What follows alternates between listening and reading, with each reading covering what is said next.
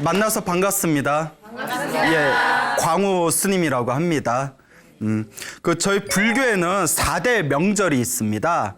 4대 명절 다 아시나요? 예, 그렇죠. 예. 어차피 뭐 아신다고 해도 막상 또 물어보면 대답을 못 하지 않습니까? 예, 그 불교의 4대 명절이라고 있는데 첫 번째가 부처님 오신 날. 네, 부처님 석가탄신일이라고도 하죠. 부처님 오신 날입니다. 언제죠? 예, 음력 4월 8일이 됩니다. 음력으로 4월 8일. 그리고 부처님께서 출가하신 날. 예, 부처님께서 29살에 머리를 깎고 출가를 하십니다. 그 출가를 하신 날을 출가제일이라고 불리우죠. 출가제일이 음력으로 2월 8일 날이 되겠습니다.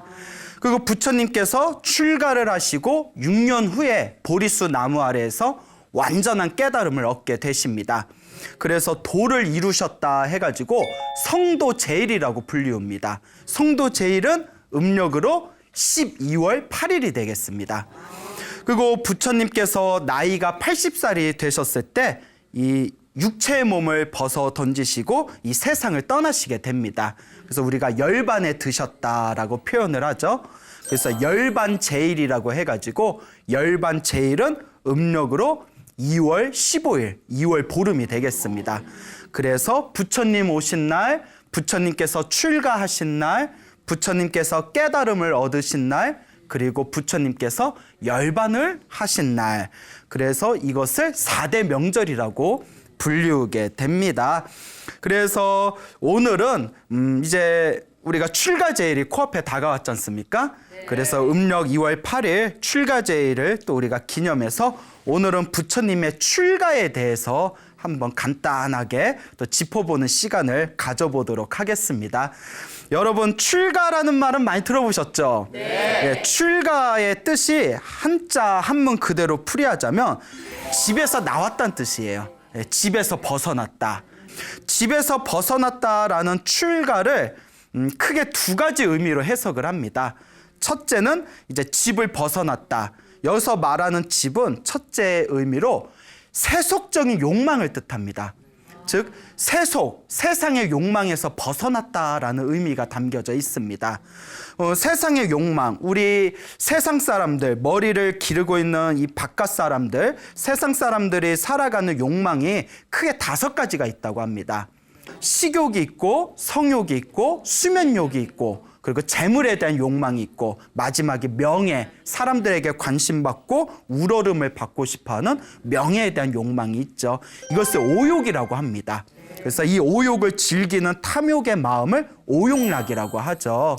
그래서 이 오욕의 세계, 중생들이 끊임없이 스스로 이제 충족시키고자 하는 이 거대한 마음의 욕망에서 벗어난 것을 바로 출가라고 하는 겁니다. 세속적인 욕망에서 벗어나서 오로지 무엇을 닦겠다. 그렇죠. 오로지 마음을 닦겠다. 오로지 진리를 닦겠다라는 그런 어떤 마음가짐을 우리가 진정한 출가의 의미다라고 바라보고 있습니다. 그래서 세속적인 욕망의 세계에서 벗어났다라는 것을 출가라고 하고요. 또 두 번째 뜻은 윤회에서 벗어났다는 뜻이에요.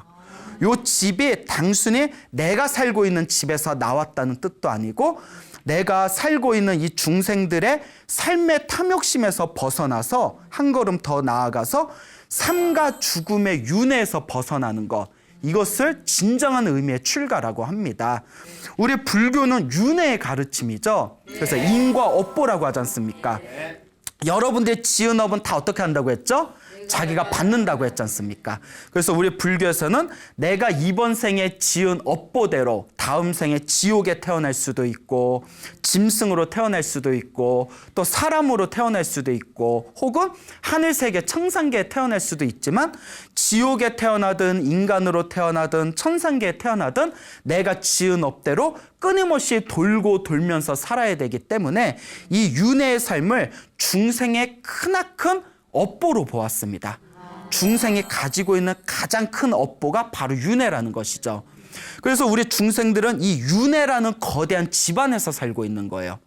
여러분들이 지금 사람의 몸으로 태어난 것은 어쨌거나 전생에 복을 좀 지어 놓으신 거예요. 근데 이번 생에 더 복을 짓고 선업을 짓고 공덕을 지으신다면 다음 생에 더 좋은 몸을 받을 것이고, 이번 생에 힘들게 사람의 몸으로 태어났는데 또 허망한 삶을 살게 된다면 다음 생에 지금보다 더 안 좋은 몸을 받게 되겠죠. 그래서 이 생사윤회, 삶과 죽음, 태어나고 죽고 태어나고 죽는 반복된 이 윤회의 삶에서 벗어나서 완전한 자유, 영원한 행복을 얻는 것이 바로 윤회에서의 해탈을 뜻하는 것입니다. 그래서 윤회라는 집에서, 윤회라는 이 욕망의 이 업보의 집에서 완전히 벗어난 것이 바로 출가다라고 우리 부처님께서 말씀을 하셨습니다. 그래서 그 청정도론이라는 좋은 책이 있어요. 우리 스님들이 공부하시는 청정도론이라는 책에 보면 출가자, 머리를 깎고 집에서 나온 출가자의 정의를 내리기를 윤회를 두려워하는 자라고 표현을 했습니다. 여러분들, 우리가 욕망 속에 살아가는 사람들은 윤회를 두려워하지 않습니다. 오히려 에이 그딴 게 어딨어, 죽으면 끝이지 라고 이야기를 한다든가, 아이고 사는 것도 힘들어 죽겠는데 죽는 거는 또 왜 걱정해? 뭐 이렇게 얘기하시는 분들도 있고, 또 사람이 지금 당장의 욕망에 달콤함에 취하게 되면 내가 다음 생에 무엇으로 태어날지 이런 것에 대한 아무런 어떤 두려움을 가지고 있질 않습니다. 하지만 정말 내가 다음 생에 무엇으로 태어날지, 내가 다음 생에 지옥으로 태어날지 인간으로 태어날지 짐승으로 태어날지, 내가 내 업을 어떻게 받을지 두려워할 줄 아는 사람은 스스로 마음을 수행할 수밖에 없습니다. 그래서 출가 수행자를 윤회를 두려워하는 자, 즉 윤회에서 벗어나고자 노력하는 자라고 정의를 내렸습니다. 자, 이와 같이 집에서 벗어난다는 의미는 세속적인 욕망에서 벗어나겠다라는 의지를 표현하기도 하고요. 또 삶과 죽음의 윤회에서 완전한 자유를 얻겠다라는 그런 의미를 담고 있는 것이 바로 출가가 되겠습니다. 자, 여러분들이 알고 계시는 2600여 년 전에 세상에 출현하신 우리 이 석가모니 부처님께서도 출가하시기 전에는 원래 한 나라의 왕자였습니다. 이 시다르타 왕자가 굉장히 어렸을 때부터 온갖 쾌락과 즐거움을 누리면서 살아가게 됩니다. 그런데 자신이 가지고 있는 모든 쾌락과 즐거움을 다 놓아버리고 출가하게 된 가장 근원적인 이유는 바로 금방 말한 생사윤회에 대한 인간이 가지고 있는 근원적인 괴로움에 대한 자각이 있었기 때문입니다. 그런데 우리 부처님께서, 이 석가모니 부처님께서 2600여 년 전에 왕자의 몸으로 태어나서 머리를 깎고 출가해서 부처님이 되셨지만, 여러분들이 한 가지 놓쳐서는 안 되는 것이 있습니다. 그것이 무엇인고 하면, 이번 생에 완전한 깨달음을 얻으신 부처님들께서는 이미 과거 전생에 이번 생에 부처님이 된다는 것이 다 약속받은 분들이었어요. 이번 생에 얼떨결에 출가해가지고 돌을 닦아서 부처님이 되신 게 아니라, 여러분 제가 항상 말씀드렸죠. 석가모니 부처님 이전에도 수많은 부처님이 계셨고, 석가모니 부처님 이후에도 수많은 부처님들이 세상에 출현하신다라고 여러 번 말씀을 드렸습니다. 그 모든 부처님들은 이미 과거 전생에 열심히 수행을 하셔서 이미 부처님이 되기로 결정되신 분들입니다.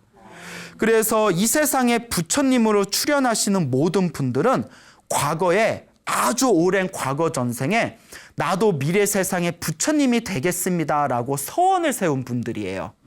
그러니까 우리 석가모니 부처님께서도 머나먼 과거 전생에 이미 당신이 미래 세상에 이 사바세계, 지구라는 땅에서 그 인도에서 부처가 되어 세상에 출현하여 중생들을 제도하겠다라고 서원을 세우셨던 분입니다. 그래서 우리 경전에 보면 우리 석가모니 부처님께서 머나먼 과거 전생에 다음과 같은 서원을 세우셨답니다.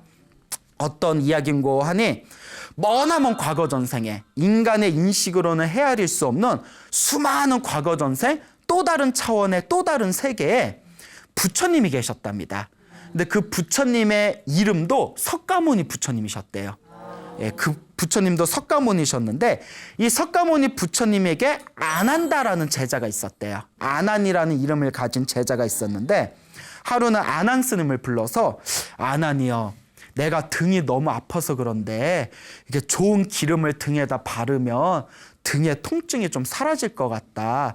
그러니까 마을에 가서 기름을 좀 얻어오거라라고 이제 부탁을 하십니다. 그래서 아난 스님께서 이제 석가모니 부처님의 이제 그 부탁을 받고 마을에 천천히 내려가셔요. 마을에 내려가셔서 기름을 구하려고 하는데 그때 광치라는 이름을 가진, 이름이 광치예요. 광치라는 이름을 가진 어느 도예가를 만나게 됩니다. 도자기를 만드는 사람을. 이 광치라는 사람이 평소에 불심이 굉장히 깊었던 사람이었는데 자기가 존경하는 아난 스님을 마을에서 마주치고, 아니 스님, 지금 공양 때도 아닌데 어쩐 일로 마을에 오셨습니까? 무엇이 필요하십니까? 라고 여쭤보니까 이 아난 스님이 자초지종을 다 설명을 합니다. 그러니까 광치가, 아이고 스님, 저희 집에 엄청나게 좋은 최고급 기름이 있습니다. 그걸 제가 공양 올리고 싶으니 저에게 복을 지을 기회를 주십시오라고 이제 청을 하게 되죠. 그러니까 아난 스님이, 그러면 우리 그 광치, 우리 신도분이 주시는 기름을 가지고 갑시다. 그래서 광치가 자기 집에서 가장 좋은 최고급 기름을 다 꺼내가지고 석가모니 부처님이 계신 그 이제 사원에 올라갑니다. 그 부처님한테 다 약을, 이제 기름을 이렇게 공양을 올리면서 부처님의 아프신 등줄기에 자기가 직접 기름을 이렇게 발라드리는 거예요. 기름을 이렇게 발라드리면서 기분 좋으셔요 막 이러면서 기름을 싹, 부처님 몸에 기름 바르는 공덕이 얼마나 크겠어요. 기름을 싹 발라드리니까 부처님이 흐뭇해하시면서, 광치여, 그대의 정성스러운 그 기름의 공양으로 내 등줄기의 아픔이 다 사라졌구나. 그대는 무량한 공덕을 받게 될 것이다 하고 광치에게 칭찬을 했을 때 광치가 가슴에서 울컥하고 엄청난 기쁨과 환희심을 느끼게 됩니다. 그 자리에서 눈물이 막 글썽글썽거리면서 가장 존경하는 스승님께 칭찬을 받았으니까 얼마나 기쁘겠어요. 그 자리에서 석가모니 부처님 앞에서 다 무릎을 꿇으면서 합장을 하면서 다음과 같이 서원을 세우십니다.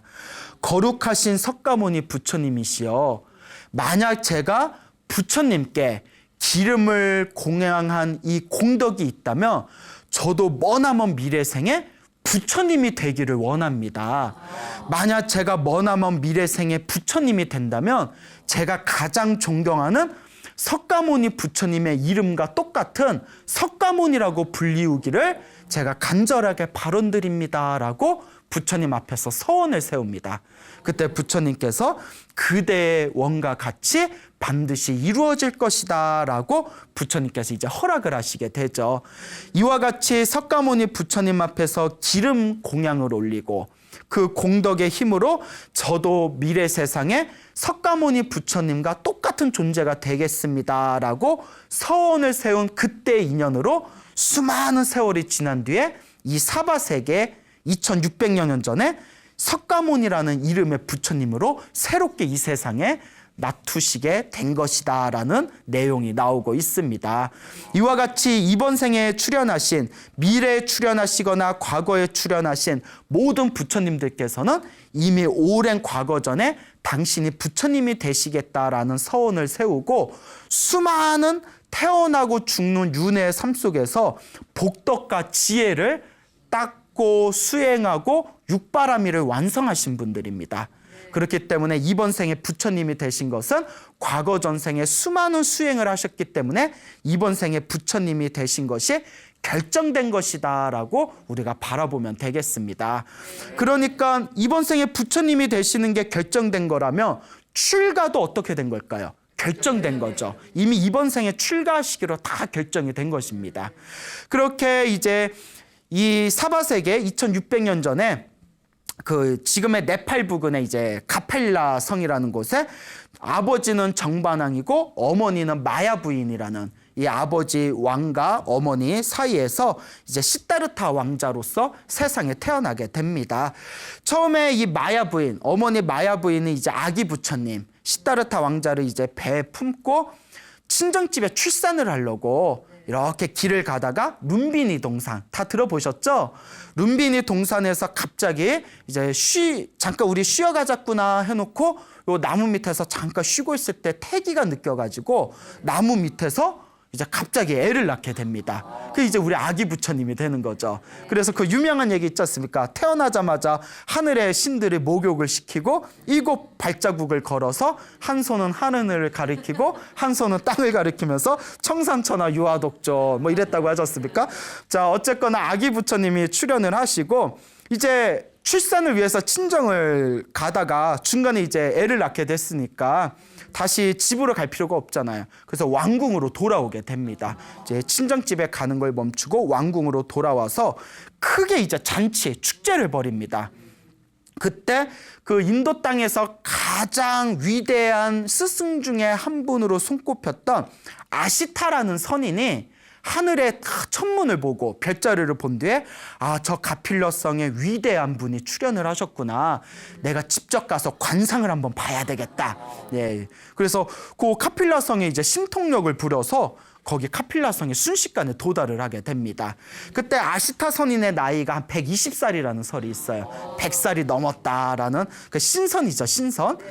그래서 이제 아시타 선인이 왔다는 얘기를 듣고 정반왕이 깜짝 놀랍니다. 위대한 스승님께서 우리 왕자님을 보기 위해서 일부러 왔구나.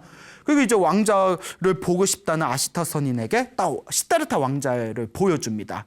그러니까 아시타 선인이 딱 안아보고 시다르타 왕자의 딱 얼굴을 본 뒤에 갑자기 막 웃어요. 막 희죽희죽 웃더니 갑자기 또 울어요. 뭐 조울증이 있나? 막 웃다가 막 갑자기 막 우는 거예요. 그 왕이 불안하잖아요. 사람이 왜 이런가? 정신이 나갔나? 아시타 선인이시여, 왜 처음에는 웃다가 왜 갑자기 울음을 터뜨리십니까? 하니까 아시타 선인이 다음과 같이 얘기합니다. 이 아기 왕자님은 나중에 성인이 되면 그 위대한 성자가 되실 분입니다. 붓다, 눈을 뜬 자, 붓다, 부처님이 돼서 널리 중생을 제도하실 분입니다. 그래서 너무 기뻐가지고 제가 웃음을 터뜨린 겁니다. 그러다가 제가 갑자기 또 운 것은 이 아기 왕자님이 나중에 출가를 해서 부처님이 되어 널리 중생들을 제도할 텐데 제가 나이가 너무 많아서 부처님께 법문을 듣지 못할 것이 너무나 한스러워서 저도 모르게 눈물을 흘린 겁니다. 라고 이야기를 하더랍니다. 이제 위대한 부처님이 되실 겁니다. 라는 이야기를 듣고 마야 부인은 되게 기뻐했대요. 어머니 마야 부인은 너무나 기뻐했는데 아버지 정반왕은 인상을 찡그렸답니다. 왜 인상을 찡그렸을까요? 그렇죠. 왕이 되지 않고 머리를 깎고 출가한다니까. 그 아시타 선인의 예언을 듣고 이제 마야 부인은 굉장히 기뻐했지만 아기를 낳고 이제 아기 부처님을 낳고 7일 후에 세상을 떠납니다. 그래서 경전에는 이제 7일 후에 세상을 떠나서 하늘세계, 천상세계에 태어났다라는 내용이 나오게 되죠. 어쨌거나 이 왕에게는 자기 옆에 8명의 지혜로운 바라문이 있었다고 합니다. 옛날에 바라문의 역할 중에 하나가, 여러분 바라문 다 들어보셨죠? 브라만이라고 하죠. 예언가라는 또 어떤 종교인으로서 예언하는 역할도 있습니다. 이 8명의 지혜로운 바라문이 이제 아기 왕자님을 보고 8명 중에서 7명이 손가락 2개를 치켜 세웁니다. 뭐 사진 찍나 뭐 이렇게 손가락 2개를 딱 치켜 세우더니 우리 왕자님에게는 2가지 길이 있습니다. 한 가지 길은 아버지의 뒤를 이어 왕위를 받아서 이 세상을 평화로 다스리는 위대한 황제가 되실 분입니다. 그 위대한 황제를 불교에선 전륜성왕이라고 합니다. 위대한 황제, 전륜성왕, 아주 성스러운 왕이 되실 분입니다. 이게 첫 번째 길이고, 이 길이 아니면 머리를 깎고 출가해서 깨달음을 얻어 붓다, 부처님이 되실 분입니다. 이렇게 이제 2가지 길이 있습니다라고 이야기를 했답니다. 근데 8명 중에서 7명은 2가지 길이 있습니다라고 예언을 했는데, 옆에서 듣고 있던 가장 나이가 어렸던 바라문인 딱 손가락 하나를 딱 치켜 세우면서 아닙니다. 오직 한 가지 길만 있습니다. 이러더래요. 그래서 왕이 어떤 길이 있냐 하니까 이 아기 왕자님은 오직 머리를 깎고 출가해서 부처님이 되실 뿐입니다. 이 길은 정해졌습니다. 라고 딱 맞추더래요. 8명 중에서 가장 용하죠. 예? 그래서 딱 하나를 지켜 세우니까 왕이 좀 불안한 거예요. 그래서 8명들한테 그럼 우리 아기 왕자가 어떤 이유로 출가하게 되겠느냐라고 물어보니까 그 8명의 바라문들이 또 이렇게 점을 치더니 점을 엄청 잘 봤나 봐. 예? 그래서 그 점을 치더니 나중에 성인이 돼서 늙은 사람, 노인, 병든 사람, 병자, 죽은 사람, 시체, 그 다음에 마지막에 머리를 깎은 출가 수행자, 이 4종류의 사람, 늙은 사람, 병든 사람, 죽은 사람, 출가 수행자 4사람을 보고 출가를 하게 될 것입니다. 라고 이제 예언을 하게 됩니다. 그래서 이 아버지 정반왕이 혹시라도 아들 시다르타 왕자가 출가할까봐 그 예언을 들은 이유로 절대 성 안에는 나이 든 사람, 그 다음에 병든 사람, 죽은 사람, 머리 깎은 출가 수행자는 절대 못 들어오게 했답니다. 그래서 나중에 시다르타 왕자가 29살이 될 때까지 나이 든 사람, 병든 사람, 죽은 사람, 출가 수행자를 한 번도 못 봤대요. 지금 같으면 뭐 TV나 인터넷 있으면 봤을 텐데 아예 못 들어오게 문지기들한테 지키니까 그러니까 나이 든 것도 서러운데 성에도 못 가. 예, 하여튼 그런 이야기가 전해지고 있습니다. 그래서 이 4종류의 사람을 못 봤다라는 그런 기록이 있죠. 자, 어쨌거나 이 시다르타 왕자가 무럭무럭 자랍니다. 그래서 혹시라도 출가할까봐 그 예언이 걱정된 우리의 정반왕, 아버지 정반왕이 시다르타 왕자에게 끊임없이 온갖 쾌락과 즐거움을 줍니다. 그 세상에 어떤 흥미를 느끼고 조금이라도 출가하려는 마음이 일어나지 않도록 엄청나게, 그러니까 지금으로 치면 다이아몬드 수저 정도 되죠. 온갖 쾌락과 즐거움을 누리면서 살아가게 되는 거죠. 그러다가 이제 16살에 이제 여자를 만나서 결혼을 하게 되죠. 16살. 뭐 그 당시에는 빠른 나이는 아닐 거예요. 옛날에는 워낙 조은우라고 해서 일찍 결혼을 했으니까. 그때 만난 아내가 야쇼다라 공주였다고 합니다. 그리고 혹시라도 자신의 아들 시다르타 왕자가 또 출가할까 봐 걱정이 돼서 부인도 세상에서 가장 아름다운 부인을 수소문해가지고 또 이렇게 결혼을 시키게 되죠. 그래서 이제 야쇼다라 공주와 결혼을 하게 된 이 시다르타 왕자가 28살이 되었을 때 한 번도 자기가 성 밖에 구경을 못 나간 거예요. 항상 왕의 보호 아래에서 성 안에서 궁전에서 즐거움을 누리다가 이제 자기의 마부였던 찬나, 이름이 찬나예요. 찬나라는 마부를 불러서 내가 한 번도 성 밖에 구경을 못했다. 근데 이제 성 밖을 내가 구경을 좀 가고 싶다. 그리고 이제 마부가, 찬나라는 이름을 가진 마부가 우리 시다르타 왕자를 마차에 태워가지고 저쪽 동쪽 문으로 나갑니다. 동쪽 문을 나갔는데 동쪽 문에서 이제 사람들 막 이렇게 지나다니는 걸 구경을 하면서 성 안에만 있다가 성 밖에 나오니까 막 힐링되는 기분이야 막 이러면서 이게 세상 사람들 다 이렇게 사는구나 하고 이렇게 구경을 하고 있는데 저기에 얼굴은 자글자글 주름살이 있고 머리는 새하얗고 허리는 완전히 꼬부라지고 지팡이를 짚고 겨우 주춤주춤 걸어가는 노인네를 보게 됩니다. 그래서 보면서 사람인가? 사람은 사람인데 처음 보는 사람이네. 정말 나이 드신 분들 못 봤나 봐요. 그래서 마부 찬나가 기가 막혀서 아무리 성 안에만 계시지만 어떻게 노인을 못 알아봅니까? 저분은 늙은 사람, 노인입니다. 늙을 노자, 늙은 사람입니다. 그러니까 왕자가 깜짝 놀란 거예요.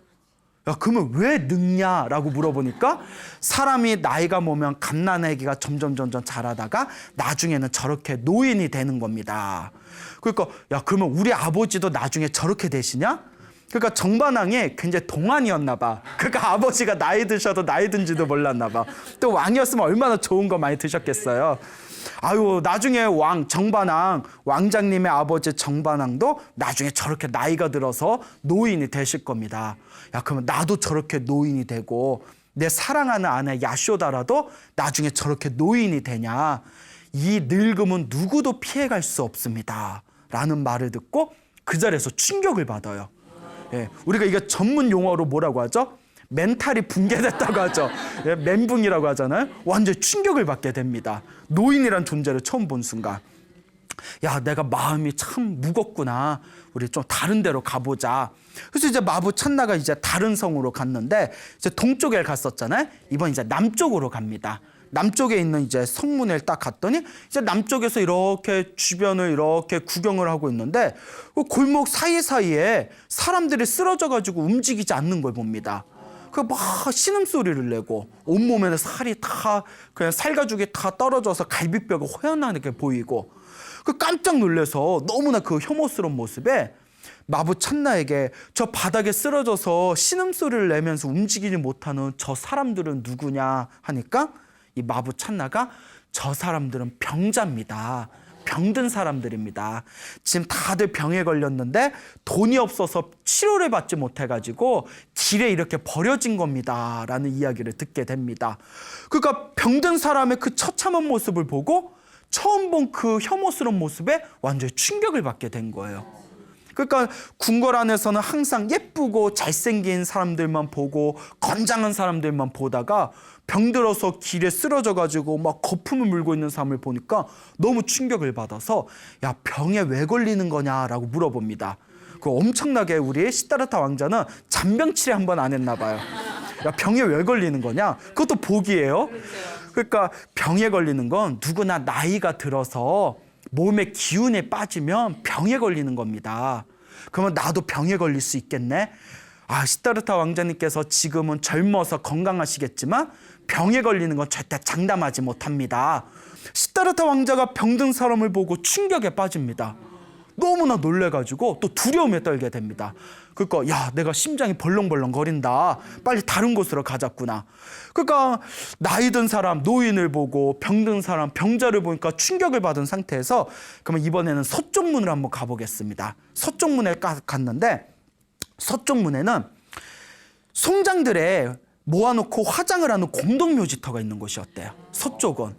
그러니까 그 공동묘지터 있는 서쪽문을 가니까 웬 사람 같지도 않은 사람같이 생긴 존재들이 다들 뼈마니가 다 드러나고 그냥 창백하게 막 시퍼렇게 푸르딩딩하게 살이 부어오르고 나무를 집어던져가지고 사람들이 거기에다 막 불을 지피는 걸 보고는 너무 놀래가지고 저 지금 뭐 하는 거냐? 저 사람인 듯 사람 아닌 것을 왜 저렇게 모아가지고 저렇게 불을 태우는 거냐? 그러니까 시체라는 걸 처음 본 거예요. 근데 사실 우리도 웬만하면 시체 볼 일은 별로 없잖아요. 그러니까 그 왕자 같은 경우도 궁전에서 항상 보호받으면서 건장한 사람, 잘생긴 사람들만 보면서 자랐기 때문에 시체라는 걸 처음 본 겁니다. 그러니까 이제 마부 찬나가 조곤조곤 설명을 해줍니다. 사람이 나이가 들면 늙어가기 마련이고 늙으면 병이 들고 늙고 병들다가 마지막에는 어떻게 된다? 죽는다. 저건 바로 죽은 사람들이다. 그러니까 이 시다르타 왕자가 책에서만 보던 죽은 사람이란 걸 처음 보게 된 거예요. 그러니까 책에서는 봤겠죠. 병법서도 보고 학문을 배웠으니까 죽은 사람이란 존재를 처음 보고 완전히 충격을 받게 됩니다. 그때 느끼게 되죠. 사람으로 태어나면 생이죠, 생. 태어났으면 늙고 병들고 죽을 수밖에 없구나. 이게 생로병사, 인간의 근원적인 괴로움이구나. 그래서 이제 시리에 빠져서 마지막 이제 북쪽문에 가게 됩니다. 북쪽문에 갔는데 완전히 진기가 빠져버린 거예요. 하루 동안에 너무나 큰 충격을 받아서. 근데 저쪽 북쪽에 이제 해가 뉘어뉘어 이제 하루 종일 이제 성 밖을 구경했지 않습니까? 마지막 북쪽문에서 해가 뉘어뉘어 지고 있을 때 나무 밑에 그늘 아래에서 고요하게 앉아서 명상에 들고 있는 그런 출가 수행자를 보게 됩니다. 근데 그 출가 수행자를 보면서 이 시다르타 왕자가 마음이 너무 편안해지는 거예요. 그래서 다 마차에서 내려가지고 그 출가 수행자에게 가서 직접 다음과 같이 물어봅니다. 당신의 옷은 너무나 볼품이 없어서 당신의 옷은 걸레 조각처럼 보입니다. 하지만 내가 입고 있는 이 고급스러운 옷감보다도 훨씬 더 빛나 보입니다. 당신은 깡 말려가지고 얼굴에는 윤기 하나 느껴지지 않지만 항상 하루하루 매일 영양가 있는 음식을 먹은 내 피부보다도 더 빛이 나는 것 같습니다. 당신은 아무것도 가지고 있는 것 같지 않으면서도 이 세상을 소유하고 있는 왕자인 나보다도 더 거룩해 보입니다. 당신의 정체는 누굽니까? 라고 했을 때 이 출가수행자가, 명상을 하던 출가수행자가 나는 집을 나와서 수행을 하는 출가수행자입니다 라고 대답을 합니다. 그래서 이제 시다르타 왕자가 질문을 던집니다. 출가수행이란 게 무엇입니까? 라고 질문을 던졌을 때 이 수행자가 다음과 같이 얘기합니다. 사람은 태어나면 늙고 병들고 죽을 수밖에 없습니다. 출가수행자는 이 인간의 근원적인 고통인 태어나서 늙고 병들고 죽음에서 벗어나는 수행을 하는, 그런 수행을 하는 존재를 출가수행자라고 합니다 라는 말을 듣는 순간 시다르타 왕자가 가슴에 뻥 뚫린 것 같은 그런 환희와 기쁨을 느끼게 됩니다. 내 마음을 답답하게 했던 그 근원적인 문제를 해결할 수 있는 좋은 방법이 여기에 있었구나. 출가수행을 하면 생로병사에서 벗어날 수 있겠구나. 그래, 나도 무엇이 되자? 출가수행자가 되자 결심을 하게 되죠. 그리고 동쪽 문, 남쪽 문, 서쪽 문에서 늙고 병들고 죽은 사람을 보고 느꼈던 그 답답한 가슴의 모든 의혹이 사라진 채 나도 출가수행자가 되겠다는 마음을 가지고 이제 궁전으로 들어오게 됩니다. 근데 경전에 보면 마지막 북쪽 문에서 만난 그 출가수행자가 머나먼 과거 정생에 시다르타 왕자와 같이 수행을 하던 도반이었다고 합니다. 그래서 시다르타 왕자는 붓다, 부처님이 되기 위해서 계속 수행을 했고, 이 도반이었던 이 존재는 그 수행을 한 힘에 의해서 하늘세계 천신으로 태어났다고 합니다. 그래서 하늘세계 천신으로 태어나서 부처가 되기로 약속된 전생에 자기 도반이었던 시다르타 왕자가 빨리 출가할 수 있도록 도움을 주기 위해서 일부러 하늘세계에 있던 천신이 밑에 내려와서 출가수행자의 몸으로 변신해서 시다르타 왕자를 기다리고 있었던 것이다 라는 내용이 경전에 나오게 되죠. 그러니까 역시 사람은 잘 만나야 돼요. 그러니까 친구는 잘 만나고 볼 일입니다. 자, 궁전으로 돌아와서 며칠 후에 진지하게 고민을 한 뒤에 아버지 정반왕을 찾아갑니다. 아버지, 저는 머리 깎고 출가수행자가 되겠습니다. 그 아버지가 놀라는 거예요. 그 웬열? 막 이랬겠죠? 아, 예언의 날이 왔구나. 그래서 왕자에게 다음과 같이 말합니다. 나에게는 너밖에 없다. 너의 생모도 너를 낳고 7일 만에 일찍 세상을 떠났고 나는 오로지 너만을 의지하면서 네가 내 왕위를 이어서 우리나라를 아주 큰 대국으로 성장시키고 사람들, 우리 백성들을 편안하게 해줄 것이다라는 믿음으로 살아왔는데 네가 출가한다니 말이 되겠느냐. 네가 원하는 모든 소원은 다 들어주겠다. 그러니 출가하지 말아다오 라고 부탁을 하죠. 그때 시다르타 왕자가 다음과 같이 이야기합니다. 태어나고 늙고 병들고 죽음에서 완전히 벗어나게 해주십시오. 그러면 출가하지 않겠습니다. 그때 정반왕이 다음과 같이 얘기합니다. 그는 이 세상의 어떤 왕도 그 소원은 들어줄 수 없다. 설사 세상에 신이 내려온다 하더라도 그 소원은 들어줄 수 없을 것이다. 그때 시다르타가 이렇게 이야기합니다. 그 소원을 들어줄 수 없다면, 생로병사에서 벗어날 수 없다면 저는 출가할 수밖에 없습니다. 저는 반드시 출가하겠습니다 라고 선언을 하게 되죠. 그리고 이제 출가를 하려고 막 마음의 준비를 하고 언제 나갈까 고민하고 있을 때 신하가 다음과 같이 전합니다. 축하해 주십시오, 시다르타 왕자님. 왕자님의 아내인 야쇼다라 공주가 아이를 가졌습니다. 아이를 가졌다는, 임신했다는 그 말을 듣고 시다르타 왕자가 라울라라고 외칩니다. 그 유명한 라울라. 라울라의 뜻이 장애물이란 뜻이에요. 임신을 했으니까 갑자기 장애하는데, 이제 출가하는데 뭐가 생겼다? 장애가 생겼다는 거예요. 왜냐하면 이제 임신했는데 갑자기 자기가 출가해 부르면 부인의 마음의 충격을 받을 수가 있잖아요. 그래서 라울라라고 외쳤을 때 신하들이, 옆에 있던 신하들이 정반왕에게 찾아가서, 아니, 왕자님께서 임신했다라는, 그 아내께서 임신했다는 이야기를 들었는데 라울라, 장애물이라고 이름 이렇게 외치셨습니다. 이게 무슨 일입니까? 라고 했을 때 그 이야기를 다 듣고 시다르타의 마음을 짐작한 왕이 만약에 아이를 낳으면 내 손주의 이름을 라울라라고 지어라라고 명령을 내렸답니다. 왜냐하면 장애물이란 뜻이잖아요. 손주로 인해서 시다르타 왕자의 아들로 인해서 혹시라도 시다르타 왕자가 출가가 안 되게 방해되었으면 하는 마음에 장애물이라는 이름을 손주에게 이름 짓게 한 겁니다. 그만큼 이제 아들을 놓치고 싶지 않았던 것이죠. 어쨌거나 출가가 조금 늦어지게 됐어요. 출가가 늦어지게 되었을 때 이제 그렇게 몇 달이 지나고 나서 이제 야쇼다라 공주가 드디어 아들을 낳습니다. 이제 아들 이름은 자연스럽게 라울라가 됐겠죠. 장애물. 예, 이름도 참 라울라라고 이제 이름을 져놓고 이제 아들을 낳고 나서 그 나라에서 엄청난 축제가 벌어지게 됩니다. 그래서 이제 그 축제를 즐기고 있는 이 시다르타 왕자는 아무런 이제 마음의 쾌락과 즐거움이 느껴지지 않는 거예요. 이 모든 게 다 허무한 거예요. 모든 게 다 허망해요. 여러분들 이해가 안 되죠? 예? 노세 젊어서 노는데 뭐가 그렇게 심각할까 생각할 수 있겠지만 태어나고 늙고 병들고 죽음이라는 근원적인 문제를 자각한 시다르타 왕자는 아무리 예쁜 무희들이 와서 온갖 화려한 춤을 춰도 더 이상 마음에 즐거움이 느껴지지 않습니다. 그래서 이제 아주 아름다운 무희들이 와서 눈앞에서 이제 막 쇼를 벌였겠죠. 춤을 추면서 막 음주 가무를 즐기면서 수많은 사람들의 즐거움에 이제 정신을 빼앗겼을 때 심드렁한 이 시다르타 왕자는 그걸 보다가 깜빡 잠에 들었대요.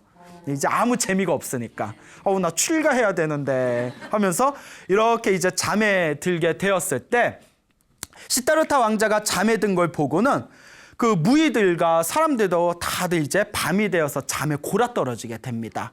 그러다가 이제 한밤중 새벽에 시다르타 왕자가 눈을 딱 떠요. 주변에 고요한 그 적막한 축제장을 보고는 엄청난 혐오감을 느꼈답니다.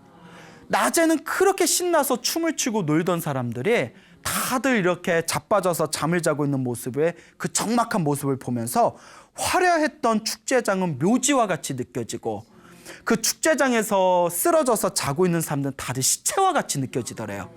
엄청난 세상의 무상함과 혐오감을 느낀 시다르타 왕자는 다음과 같이 결심합니다. 오늘이 출가할 날이다. 나는 오늘 떠나리라. 그리고 마지막으로 자기 부인인 야쇼다라와 아들을 라울라를 바라보고는 자신의 또 친구이면서 마부이기도 한 찬나를 깨우고 자신의 사랑하는 에마 이름이 깐다까예요. 깐다까라는 말을 타고 마부 찬나와 함께 성을 뛰어넘어서 탈출을 하게 됩니다. 자, 그렇게 이제 카필라 성에서 뛰쳐나와서 자신의 사랑하는 말 깐다까라는 에마를 타고 마부 찬나와 이제 그 고향에서 최대한 멀리 떨어진 곳까지 말을 타고 달립니다. 그리고 이제 새벽녘의 동이 틀 무렵에 달리고 달려서 어느 강가에 딱 멈추게 됩니다. 그 시다르타 왕자가 다음과 같이 말합니다. 이 정도면 고향에서 충분히 벗어났다. 여기서 잠시 쉬고 이제 우리 헤어지자꾸나. 그리고 그 강을 보는데 강이 너무나 아름다운 거예요. 그래서 마부 찬나에게 이 강의 이름이 뭐냐라고 물어봅니다. 강이 너무나 아름답구나. 이 강의 이름이 뭐냐.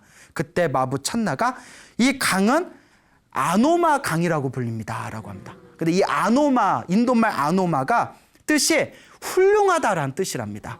훌륭하다. 그 이야기를 듣는 순간 깜짝 놀라면서 시다르타 왕자가 나의 출가도 또한 훌륭하다. 너무나 좋은 징조다 하면서 그 자리에서 깨끗하게 목욕을 하고 머리카락을 깎아서 스스로 삭발을 하십니다. 그래서 삭발을 했을 때 하늘색의 신 제석천이 내려와서 시다르타 왕자가 삭발한 머리카락을 들고 하늘색에 올라가서 탑을 만들었다는 전설이 있습니다. 그래서 여러분도 열심히 복을 지어서 돌아가시면 하늘색에 태어나시면 우리 석가모니 부처님께서 출가하기 전에 삭발한 그 머리카락을 모셔둔 탑을 볼 수가 있을 겁니다. 저보고 많이 봤냐면 저 아직 잘 못 봤어요. 예, 아주 죽어보질 못해서. 자, 도리천이라는 천선색의 머리카락을 모셔놓은 탑이 있다라는 전설이 있죠. 옷을 다 갈아입고 머리를 깎은 우리 시다르타 왕자가 마부 찬나에게 고향으로 돌아가면 나의 아버지에게 이렇게 전해다오.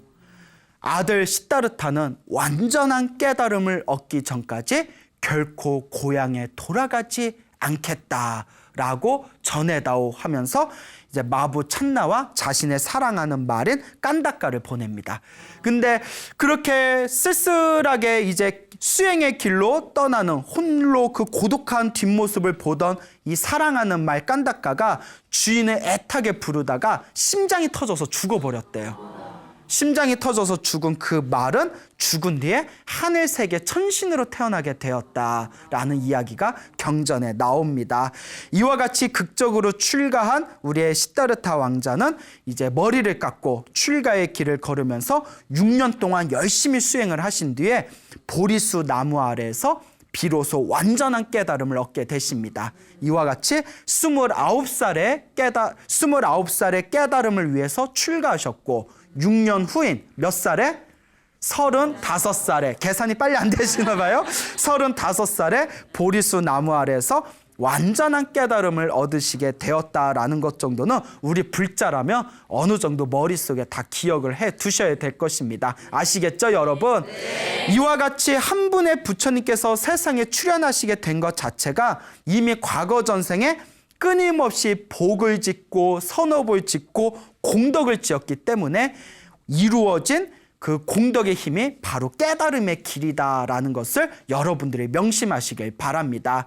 그래서 여러분들께서도 우리는 지금 똑같은 중생들이지만 여러분들께서도 수많은 윤회의 삶 동안 열심히 복과 선업과 공덕을 지으신다면 우리 보잘것없는 중생들도 언젠가는 우리의 스승인 석가모니 부처님처럼 위대한 스승, 깨달음을 얻은 붓다, 부처님이 될 수 있다라는 확신을 가지시기 바랍니다. 여러분, 행복해지고 싶습니까? 네. 행복한 삶을 창조하고 싶습니까? 네. 복을 지으십시오. 선업을 지으십시오. 공덕을 쌓으십시오. 복과 선업과 공덕의 힘이 여러분들을 진정한 행복의 길로 이끌어 줄 것입니다. 여기서 마치겠습니다. 소중한 나! 무한 행복! 무한 행복!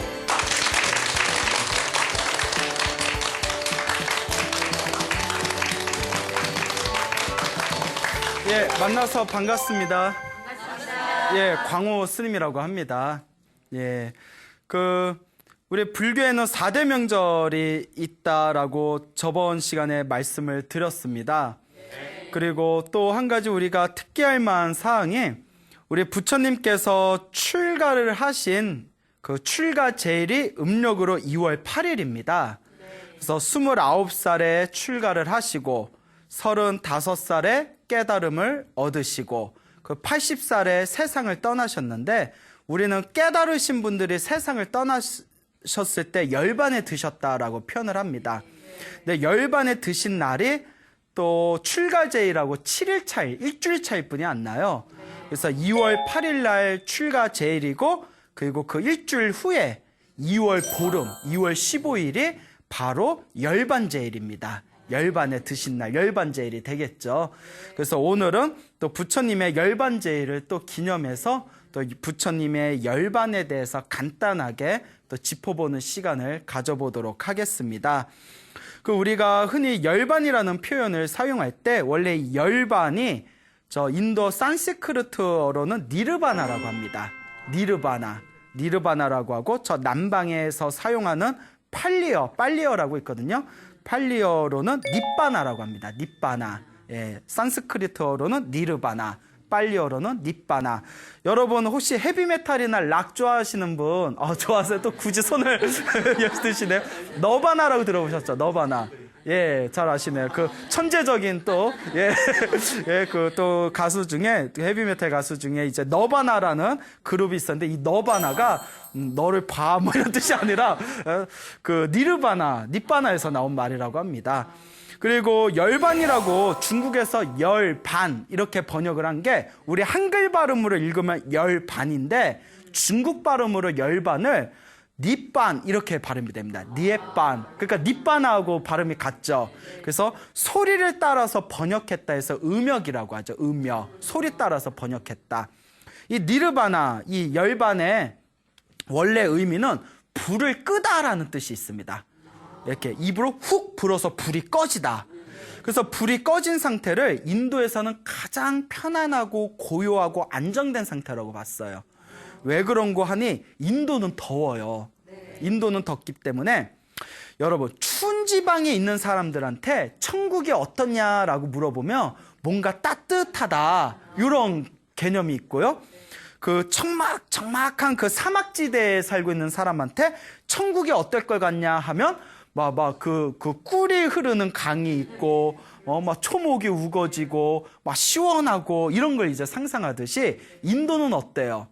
덥습니다. 인도는 항상 덥기 때문에 인도에서는 최고의 어떤 천국과 같이 최고의 궁극의 세계는 불이 꺼져서 시원한 상태일 것이다. 이런 생각을 품고 있었기 때문에 니르바나, 불이 꺼진 상태가 바로 인도의 종교가들이 생각하던 최고의 궁극의 경지를 바로 불이 꺼진 상태, 니르바나라고 그렇게 이제 의미를 부여했던 것이죠. 그래서 불교에서도 완전한 궁극의 세계를 니르바나, 열반이라고 하는데요. 이 열반을 불을 끈 상태라고 했잖아요. 그래서 불교에서는 어떻게 재해석을 했냐면 우리 번뇌의 불이 꺼진 상태라고 합니다.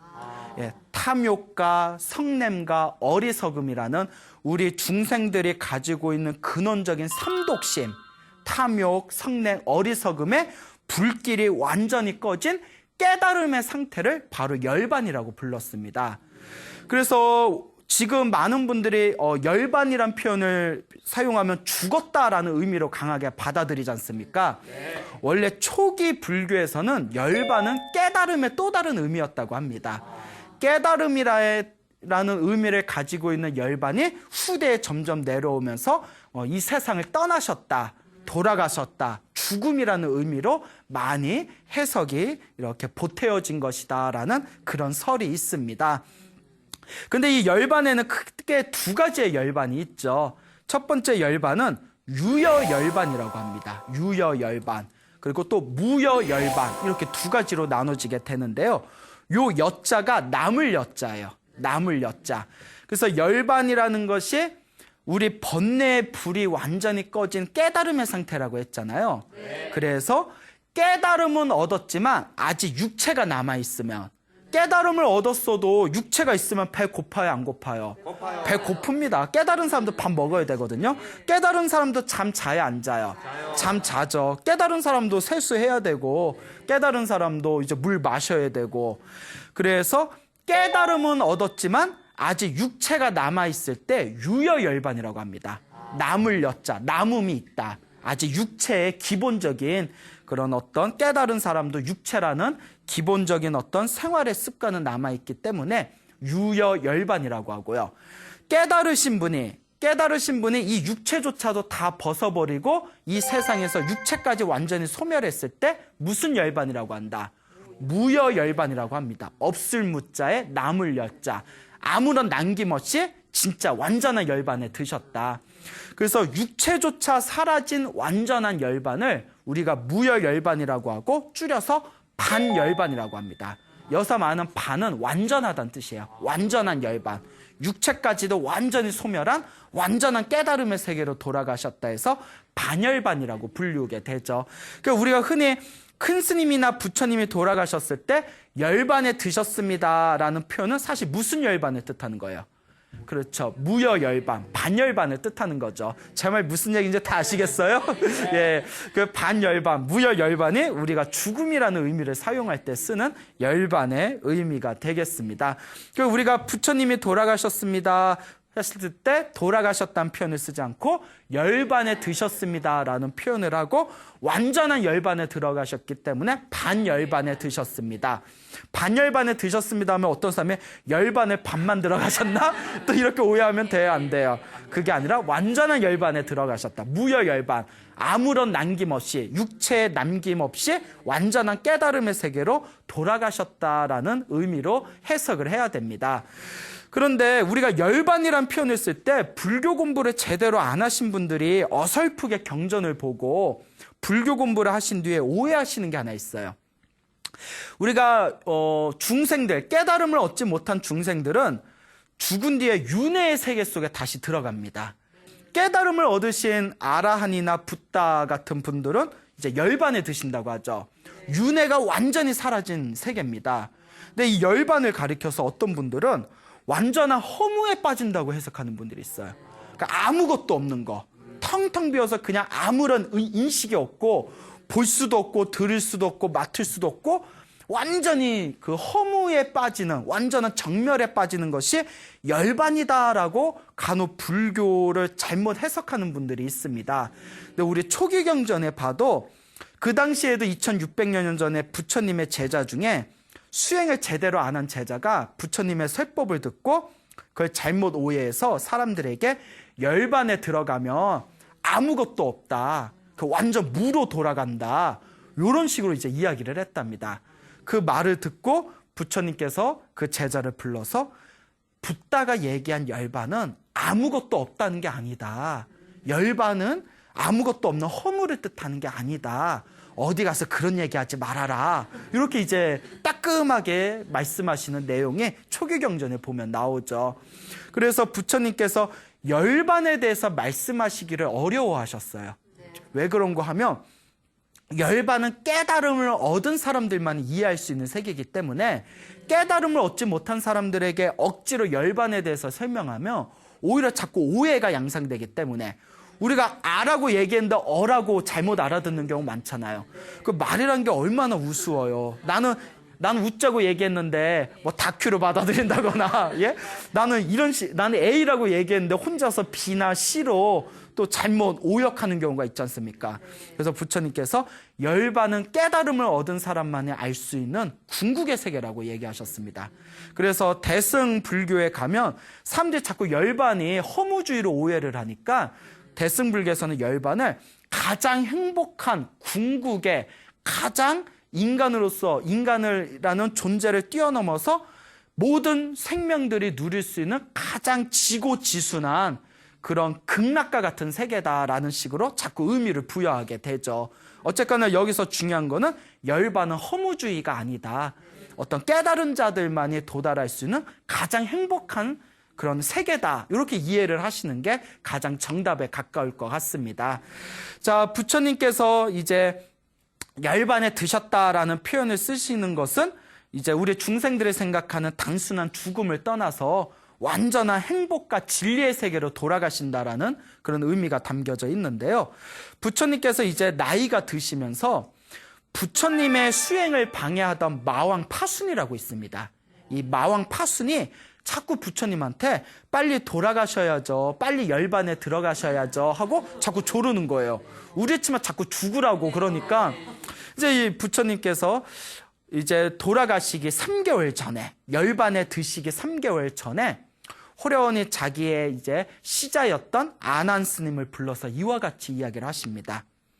열에는 부처님이 원하기만 한다면 이 세상에 겁 이상을 머물 수가 있다라고 이야기를 하십니다. 겁 이상을 머물 수가 있다. 겁이라는 표현은 불교에서 말하는 시간 개념이에요. 가장 긴 시간이거든요. 그럼 겁이 어떤 시간이냐면 1년도 아니고 100년도 아니고 1000년도 아니고 10,000년도 아니에요. 그 겁이라는 시간을 어떻게 비유를 드냐면 사방에 이제 그 사방에 15km가 되는 큰 산이 있습니다. 15km면 엄청나게 큰 산이죠. 사방에 15km가 있는 큰 산에 100년에 한 번씩 선녀가 내려온대요. 100년에 한 번씩 선녀가 내려와서 선녀가 옥깃으로 그 사방 15km가 되는 산을 선녀의 옥깃으로 한 번 스친대요. 몇 년에 한 번? 100년에 한 번. 그런데 2번 스치면 돼요, 안 돼요? 만약에 실수로 2번 스치면 200년 동안 못 내려와요. 예? 자, 100년에 한 번씩 와서 옥깃으로 선녀가 한 번씩 스쳤을 때 사방 15km의 돌산이 흔적도 없이 사라지면 일겁이라고 합니다.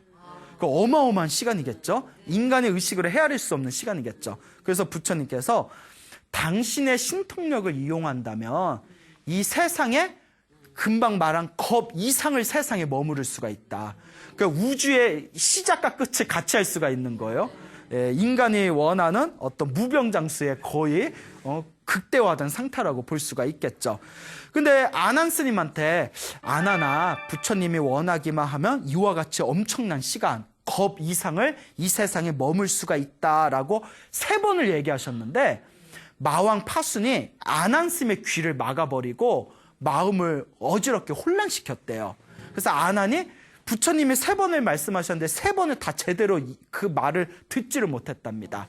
마왕 파순의 그런 어떤 방해에 의해 가지고.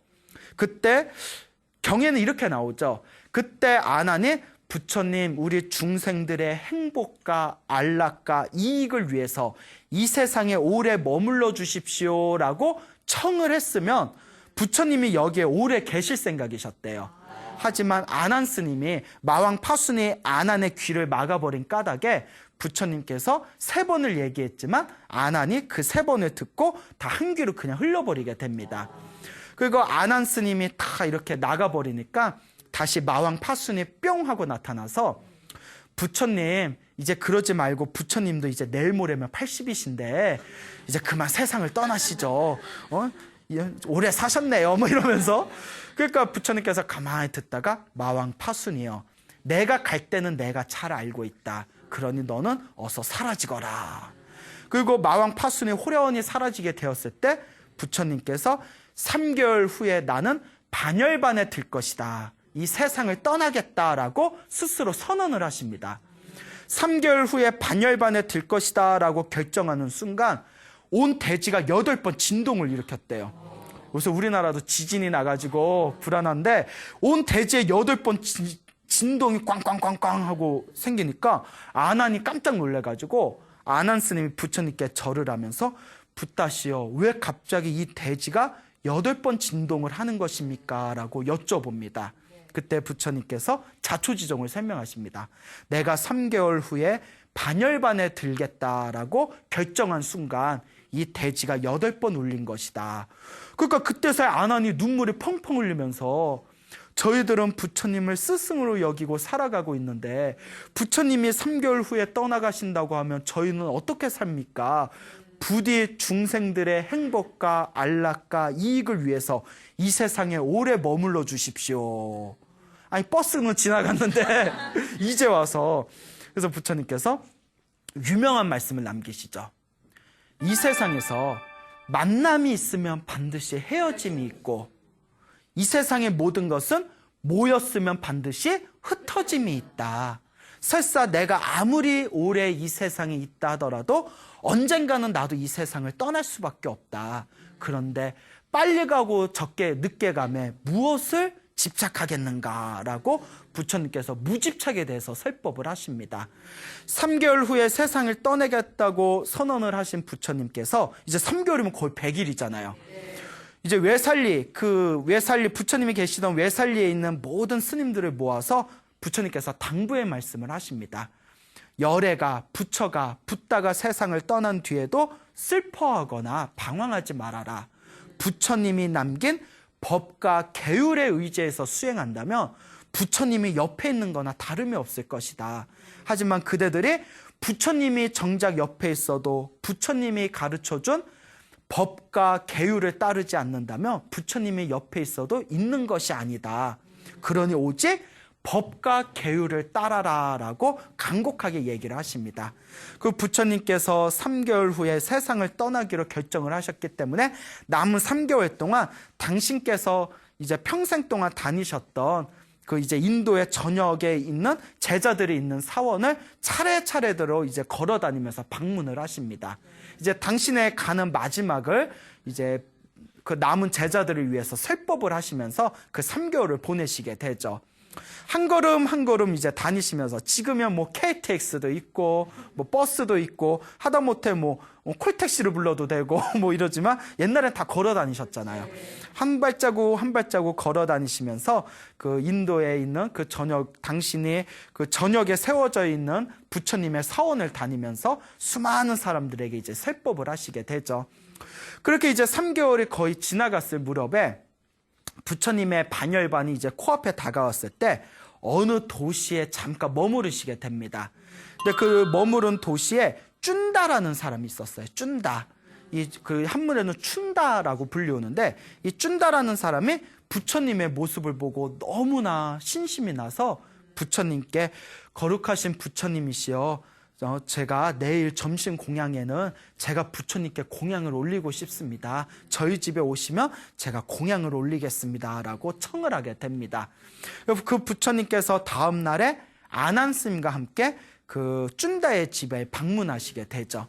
쭌다가 부처님이 오시니까 내가 부처님한테 또 언제 공양을 올리겠냐 하면서 온갖 진수성찬을 마련했대요. 엄청나게 진수성찬을 마련했는데 부처님께서 그 쭌다의 음식을 드시고 나서는 그 피가 섞여 나오는, 피가 쏟아져 나오는 설사병에 걸리시게 됩니다. 실제로 경전에 보면 부처님께서 그걸 맛있게 드세요. 드시고 난 뒤에 제자들한테는 그걸 못 먹게 하십니다. 그 제자들은 맛있는 거 혼자만 드시나? 그 부처님께서 이거는 내가 아니면 아무도 소화할 수가 없다. 너희들은 절대 손도 대지 말아라. 그럼 그거 알고 드셨다는 얘기도 되죠. 여튼 그걸 이제 맛있게 드시고 나서는 지독한 설사병에 걸리셔서 걸음을 옮기실 때마다 이제 쓰러지셔가지고 자리에 끊임없이 중간중간에 누워서 휴식을 취하십니다. 자, 어쨌거나 부처님께서 이렇게 힘들게 이제 휴식을 취하시다가 부처님께서 이제 당신이 열반에 이제 드실 시간이 가까워졌다는 것을 아시고는 부처님께서 아난스님에게 우리 쿠시나가라, 그 쿠시나가라라는 도시가 있어요. 쿠시나가라에 살라나무가 있는 숲에 들어가자꾸나라고 부탁을 하십니다. 그래서 이제 아난스님의 도움을 받으면서 천천히 걸음을 옮기시다가 비로소 부처님께서 열반에 드시기로 스스로 결정하셨던 쿠시나가라 근처에 다 오셔서 깨끗한 강에서 이제 목욕을 하십니다. 목욕을 깨끗하게 하신 뒤에 이제 상쾌한 마음으로 나무 아래에서 잠시 앉아서 휴식을 취하시는데 그때 어느 큰 부자 상인이 그때 이렇게 지나가다가 부처님께서 나무 아래에서 휴식을 취하고 있는 모습을 보고 그 너무 거룩한 모습에 엄청난 기쁨을 느끼게 됩니다. 그래서 거룩하신 부처님이시여, 부처님께서 목욕을 하신 뒤에 나무 밑에서 고요히 명상을 하면서 휴식을 취하시는 모습이 너무나 거룩해 보이십니다. 부처님, 제가 복을 짓고자 하는 마음으로 부처님께 황금색으로 된 옷 2벌을 올리겠습니다 하고 황금색 옷 2벌을 딱 올렸대요. 예, 부처님은 복도 많으셔. 예? 그 시가로 얼마일까요? 예? 그 황금색 옷 2벌을 아난스님이 딱 받은 뒤에 아난이 부처님이 혹시라도 이제 몸에 추위를 느끼실까봐 몸에다가 이렇게 황금색 옷을 이렇게 걸쳐 드립니다. 부처님 몸에 황금색 옷을 딱 걸치는 순간 부처님의 몸이 맑고 깨끗해지면서 황금색 광명이 뻗쳤대요. 그래서 부처님 몸에서 황금색 광명이 뻗쳐오르면서 부처님 몸을 걸치고 있는 황금색 옷이 오히려 빛을 잃어버렸답니다. 그 황금색 옷이 빛을 잃을 정도로 부처님 몸에서 빛이 났다는 거예요. 그러니까 아난스님이 그 모습을 보고 깜짝 놀라서 거룩하신 부처님 몸에서 이토록 아름다운 광명이 쏟아지는 것을 제가 본 적이 없습니다. 오늘 어떤 일로 이렇게 부처님 몸이 맑고 깨끗한 피부 위에 이토록 아름다운 광명이 뿜어져 나오는 것입니까? 황금색 옷조차도 빛을 잃어버렸습니다 하니까 부처님께서 다음과 같이 말씀하십니다. 부처는 평생에 2번 이와 같은 훌륭한 광명을 일으킨다. 평생에 2번. 그 2번이 언제냐? 그러니까 이거 오해하시면 안 되는 게 평소에도 빛을 일으키시는데 그 평소에 일으켰던 빛보다도 훨씬 더 아름다운 빛을 뿜어내셨다는 거예요. 이렇게 특이한 광명을 뿜는 2가지 이유는 첫째, 깨달음을 얻기 직전에 모든 부처님께서 깨달음을 얻기 직전에 이와 같이 특이한 광명을 뿜어내시고 또 한 번은 열반에 드시기 직전에 이제 오늘 열반에 드신다는 것을 일으키는 징조로서 열반에 드시기 직전에 이와 같이 광명이 뿜어져 나오는 거다라고 말씀하시면서 오늘 부처님께서 오늘 밤에 열반에 드실 것이다라는 것을 그 징조를 빛으로서 보여주신 겁니다. 그래서 부처님께서 이제 휴식을 다 취하시고 나서 쿠시나가라라는 도시에 들어가서 그 살라나무 숲에 이렇게 싹 들어가십니다. 이 살라나무를 이제 우리 한문에서는 사라수라고 부르죠. 사라수, 나무 숫자로 해서 사라수, 사라나무. 살라나무에 딱 들어가셔서 살라나무 2그루가 아름답게 서 있는 그 2그루에 북쪽으로 머리를 두시고 오른쪽으로 누우셨대요. 그래서 불교에서는 우협와 오른쪽 우자에 갈비뼈 협자를 써서 오른쪽으로 누워서 자는 걸 굉장히 좋은 잠이라고 봅니다. 좋은 누운 자세. 그래서 이렇게 오른쪽으로 눕는 것이 누워서 수행을 하기가 더 좋다. 이제 이런 것이 불교의 가르침에 내려오고 있죠. 저도 그거 따라한다고 오른쪽으로만 누웠는데 좀 백이더라고요. 예? 어쨌거나 그 오른쪽으로 이렇게 누우셨을 때 하늘 세계에 있는 천신들이 그 부처님의 누운 모습을 보고 아, 부처님이 이 세상을 떠나시기 전에 우리가 마지막으로 꽃공양을 올리자 해가지고 때가 아닌데 산라나무에 꽃이 필 때가 아닌데 부처님이 누워 계시는 두 그루 나무 사이에 그 나무에 갑자기 꽃을 피게 해가지고 꽃이 화려하게 만발을 하면서 그 꽃잎이 우수수수 떨어져서 부처님의 몸을 덮었답니다. 얼마나 아름다워요. 그 우수수수 다 덮였을 때 천신들의 센스가 있어. 그렇죠? 다들 아주 미학적인 센스가 있어요. 근데 부처님께서 꽃잎이 자신의 몸을 뒤덮으면서 천신들이 꽃공양을 올리는 것을 보고 부처님이 기뻐하지 않으셨대요. 부처님은 오히려 이렇게 얘기하십니다. 하늘에 있는 신들이요, 부처님께 꽃공양을 올리는 것은 아주 훌륭한 공덕, 훌륭한 복을 짓는 길입니다. 실제로 우리 경전에 보면 부처님께 꽃을 많이 올리면 다음 생에 미남미녀로 태어난다고 합니다. 그래서 뭐 절을 많이 하거나 부처님한테 꽃공양을 올린다거나 법당 청소를 잘한다거나 그리고 화를 내지 않으면, 화를 많이 내면 다음 생에 못생겨진다는 그런 경전의 가르침이 있죠. 찔리죠? 예. 어쨌거나 부처님께서 하늘 세계에 있는 천신들에게 부처님에게 꽃공양을 올리는 것은 아주 훌륭한 공덕, 선업입니다. 하지만 꽃공양을 올려서 부처님한테 예배를 올리는 거, 인사를 올리는 거는 진정한 예배가 아닙니다. 부처님이 가르쳐준 법에 따라 부지런히 마음 수행을 하는 거, 이게 진짜 부처님의 은혜를 갖고 진정한 부처님께 공양을 올리는 길이고 그것이 진짜 부처님께 예배를 올리는 것입니다. 라고 천신들에게 그 쾌락에 빠지지 말고 열심히 수행할 것을, 그런 가르침의 법문을 내리십니다. 자, 부처님께서 그렇게 누워 계실 때 부처님께서 아난에게 이제 말씀을 하시기를, 이제 저 쿠시나가라에 있는 사람들에게 다들 전해라.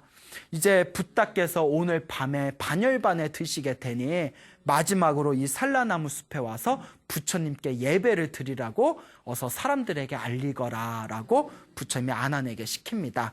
그래서 아난이 부처님의 이제 말씀을 듣고는 막 슬픔에 겨눌 수가 없어서 눈물을 펑펑 흘리면서 그 도시에 있는 사람들에게 부처님이 산라나무 숲에서 마지막 열반에 드시고자 준비 중이니 어서 가서 인사드리십시오라고 말을 전하고, 사람의 입이 무섭잖아요. 요새는 뭐 SNS로 바로 치면 되는데 뭐 대박 막 이러면서 오늘 밤에 부처님 열반 웬열 막 이러면서 막 올리면 됐는데 진짜 레알 막 이러면서 뭐 그러면서 이제 사람들의 입소문이 쫙 펼쳐지면서 수많은 사람들이 이제 모여들게 됩니다. 이제 한낮에 저녁에 밤으로 해서 하늘 세계에 있는 천신들과 그 주변에 있는 수많은 중생들이 찾아와서 부처님께 이제 절을 올리게 되죠. 그때 부처님이 돌아가시기 직전에, 열반에 드시기 직전에 수바따라는 이름을 가진 100살이 넘은 어느 다른 종교의 수행자가 다 부처님을 찾아옵니다. 그 다른 종교의 수행자가 나는 평생 진리를 위해서 수많은 종교를 섭렵해 왔어. 오늘 부처님께서 마지막으로 세상을 떠나신다고 하니 내 부처님께 질문할 게 있습니다 하니까 안 왔으면 딱 걱정이 되는 거예요. 부처님께서는 지금 몸이 너무나 피곤하시니 그냥 인사만 드려야지, 부처님께 법문을 청하면 부처님이 더 이상 법문하시기 여력이 없습니다. 근데 그냥 돌아가시거나 인사만 하고 가십시오. 이렇게 속닥속닥 하는 이야기를 부처님이 들으십니다. 다 누우셔서. 귀도 밝아. 그래서 나이 들었더니 귀만 밝아 뭐 이런 얘기가 있잖아요. 부처님이 다 귀가 밝으시잖아요.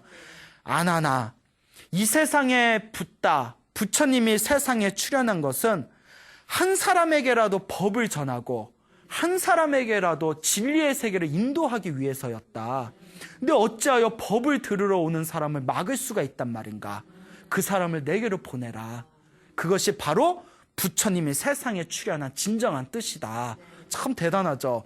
저도 이렇게 원래 부처님은 당신이 돌아가시기 직전에도 한 사람에게라도 법을 전하려고 이렇게 마음을 내셨지만 저희들 같은 경우에는 막 몸 피곤하고 힘들면 법문하기도 귀찮고 예? 공부하기도 귀찮고 솔직히 그런 마음이 나올 때도 있거든요. 내가 이러려고 스님 나 자괴감 들어 막 이러고 예? 자, 몸이 힘들면 그러니까 우리 부처님의 자비심이 정말 위대합니다. 그렇게 위대한 부처님의 자비심을 볼 때마다 부처님의 제자인 그 불제자로서 굉장히 많이 부끄러움을 느끼게 되죠. 어쨌거나 그 수바다라는 그 다른 종교의 수행자가 와서 부처님께 절을 올리고 다음과 같이 질문을 드립니다. 부처님, 저는 지금까지 그때 뱃살이 넘었다고 하거든요. 참 정정해요. 뱃살이 넘었는데도 진리를 위해서 수많은 종교를 다 찾아다녔습니다. 그런데 자기네들 종교마다 서로 자기들 가르침이 옳다고 말합니다. 누구의 어느 종교의 가르침이 올바르고 어느 종교의 가르침이 부족한 것입니까? 그 종교들의 장단점에 대해서 이야기해 주십시오. 근데 한 가지 중요한 게 부처님의 일대기를 보면 부처님은 다른 이들의 종교에 대해서 왈가왈부 안 하셨습니다. 부처님께서는 다른 종교에 대해서 의미 없는 그냥 무의미한 비판에 대해서 그건 옳지 못하다라고 하고 되도록이면 다른 종교를 다 포용해주는 그런 어떤 자비정신이 있으셨거든요. 이때도 부처님이 이와 같이 말씀하십니다. 다른 종교에 대해서 말해봤자 무슨 의미가 있겠는가? 다른 종교에 대해서 말해봤자 아무런 의미가 없다. 대신 나는 부처님은 오로지 불법에 대해서 얘기하겠다. 내가 불법의 깊은 뜻에 대해서 이야기할 테니 잘 듣거라 하면서 평생 진리를 찾아다닌 그 수바다라는 이에게 다음과 같이 얘기합니다. 팔정도가 있으면 바른 가르침이고 팔정도가 없으면 삿된 가르침이다.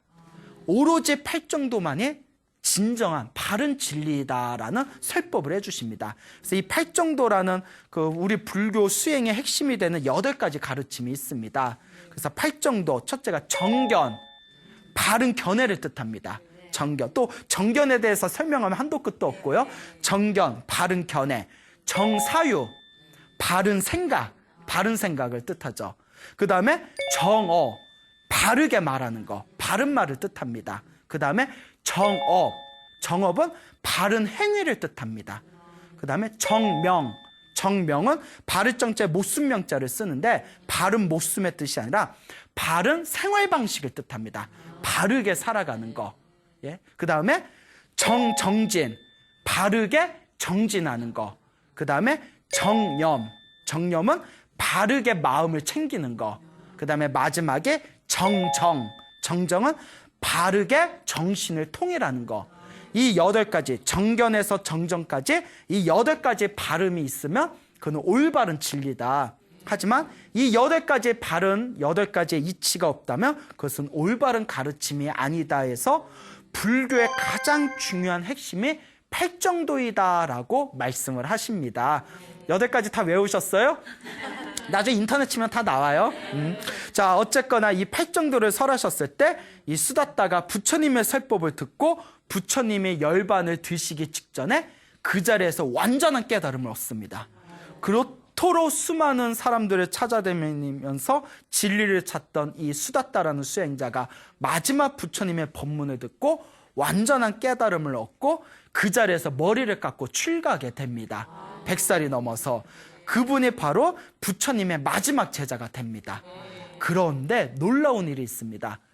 수다따의 동생이 있는데 수다따의 동생이 교진녀입니다. 자, 교진녀가 누구냐? 부처님이 깨달음을 얻고 나서 부처님 밑에서 최초로 깨달음을 얻은 제자입니다. 그리고 교진녀의 형인 수다따는 한참을 돌고 돌아서 부처님이 돌아가시기 직전에 마지막 부처님 밑에서 깨달음을 얻은 제자가 됩니다. 그러니까 형제 중에 동생은 최초의 깨달음을 얻었고 형은 마지막 깨달음을 얻게 되죠. 그러니까 이게 형 동생이 다 해먹네요. 예. 자, 이와 같은 것을 우리가 경전에서 찾아볼 수가 있습니다. 자, 부처님께서 이제 당신의 열반에 드실 때가 점점 다가오자 마지막 순간에 수많은 불제자들 앞에서 다음과 같이 이야기하십니다. 자, 내가 이제 열반에 들 때가 되었구나. 너희들 누구든지 불법에 대해서, 부처님의 법에 대해서 조금이라도 의문이 있거나 이해가 되지 않는다면 지금 다 물어봐라. 나중에 스승이 떠난 뒤에 그때 물어보지 못한 것을 후회하거나 자책하지 말고 지금 조금이라도 질문이 있으면 어서 다 물어보거라. 근데 아무도 안 물어봐요.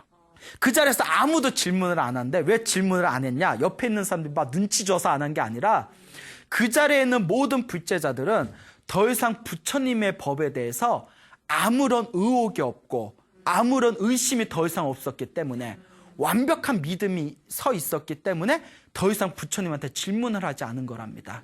그때 부처님께서 이제 드디어 당신이 이제 가실 때가 다 되었음을 아시고 이제 마지막 법문을 펼치시게 되죠.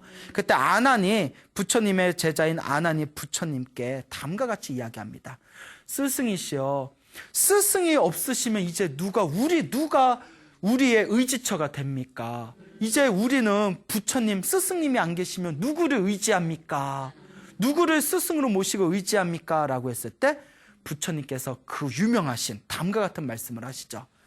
사람에 의지하지 말고 법에 의지해라. 유명한 말씀을 합니다.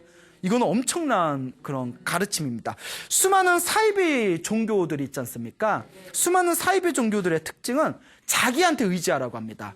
너 나 없으면 안 돼.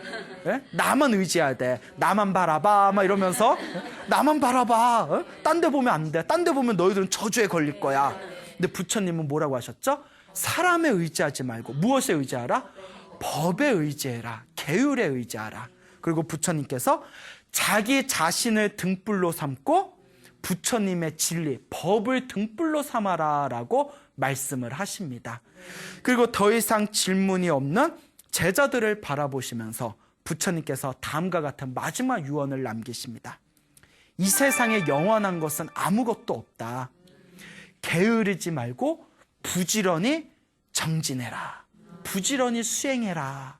오로지 수행에 대해서 제자들에게 말씀하신 뒤에 부처님께서는 드디어 눈을 감으시고 침묵 속에 빠지셔서 완전한 열반에 드시게 됩니다. 즉 궁극의 진리의 세계로 돌아가시게 된 것이죠. 이와 같이 위대한 부처님께서 이렇게 열반에 드시고 나서 2600년 전에 열반에 드신 부처님의 거룩한 깨달음의 등불이 지금까지 전해지고 있는 것입니다. 자, 여기서 이제 한 가지 여러분들 좀 알아두셔야 될 게 있습니다. 첫째, 부처님은 오랫동안 이 세상에 머물 수 있었는데 스스로 빨리 세상을 떠나십니다. 왜 떠나셨느냐? 경에서는, 해석서에서는 이렇게 얘기합니다. 부처님이 세상에 너무 오래 있으면 중생들이 부처님은 오래오래 세상에 머무를 거니까 우리가 좀 수행을 늦게 해도 되겠지, 좀 놀다가 수행해도 되겠지, 게으름에 빠진다는 겁니다.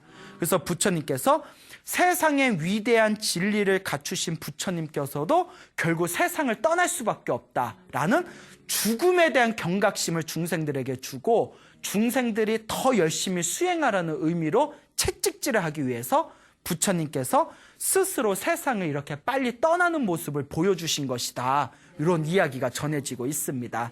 그리고 또 두 번째는 부처님은 사실 100살까지 사시기로 돼 있었답니다.